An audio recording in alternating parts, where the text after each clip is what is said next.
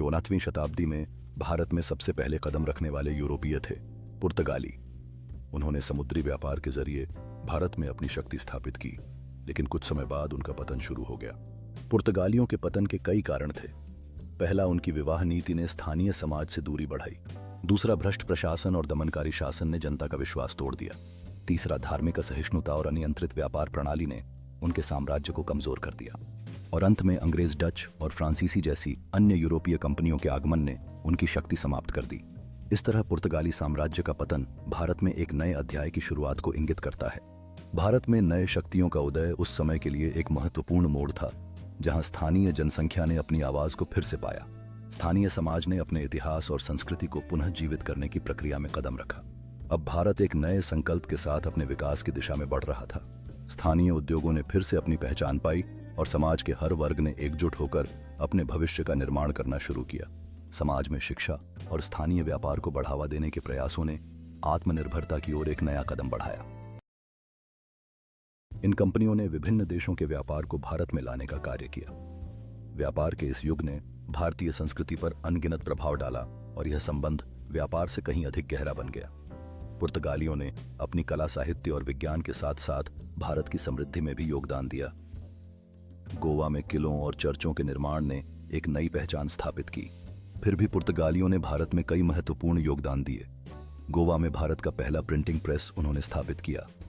उन्होंने आयुर्वेदिक ग्रंथों की छपाई करवाई, नौवहन और जहाज निर्माण उद्योग को बढ़ावा दिया और गौथिक स्थापत्य कला का विकास भारत में फैलाया।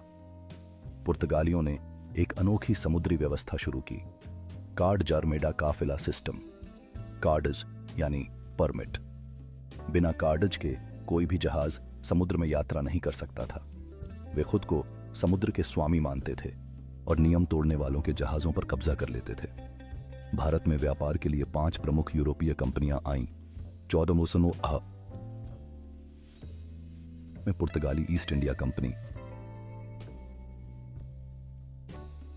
8 में अंग्रेजी ईस्ट इंडिया कंपनी, 1605 में डच कंपनी, 1616 में डेनिश कंपनी और 1608 में फ्रांसीसी ईस्ट इंडिया कंपनी। इस तरह पुर्तगालियों ने भारत में यूरोपीय व्यापार का रास्ता खोला।